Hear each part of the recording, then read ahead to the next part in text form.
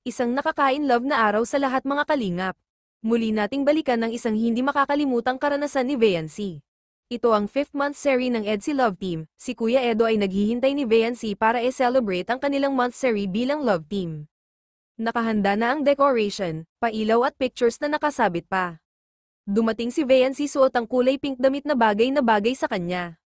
Nagpalakpakan ng K-boys pagpasok ni Viancy sa lugar. Nakatayong naghintay si Kuya Edo na bitbit ang bouquet ng bulaklak. Humanga ang binata sa ganda ng dalaga, nagandahan si Viancy sa lugar kung saan sila nagtagpo. Sinabi ni Kuya Edo na mahal niya ito pero dinugtungan niya ang sinabi na mahal niya ito bilang love team.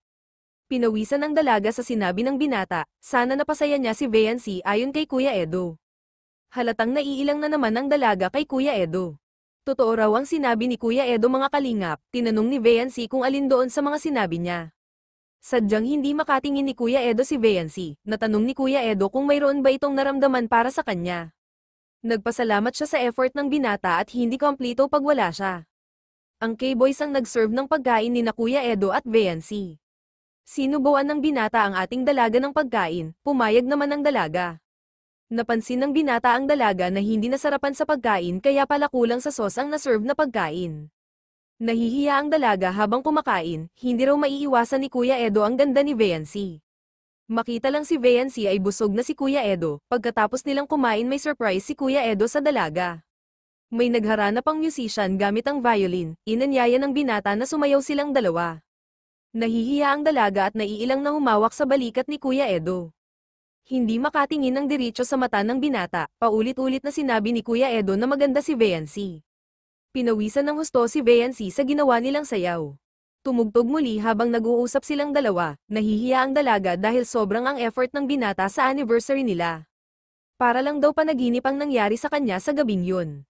Ang sumunod na awit ay ang paboritong awit ni Viancy. Sumabay sa pag-awit ang dalaga pero hindi niya masambit ang last word sa lyrics na I love you at di mapigil na tumawa. Mahusay at may magandang boses si Viancy, pumasok ang K-boys at nag-congratulate sila sa dalawa sa month seri nila.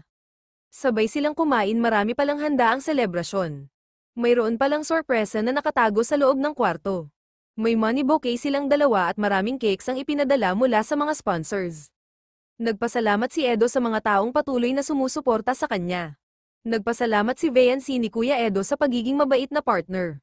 Sinabi ni Kuya Edo na handa siyang maghintay sa kanyang debo para pwede na itong ligawan. Tinanong ni Kuya Edo kung sino ang sinabi ni Viancy na crush niya. Ang crush niya daw ay isang lalaki, mabait, tahimik at cute. Kinukulit niya si Viancy kung sino ba talaga ang crush niya. Maghintay na lang ang binata sa tamang panahon. Dito nagtapos ang selebrasyon ng EDSI 5th month seri. Huwag kalimutang mag-subscribe at maraming salamat sa panonood. God bless everyone.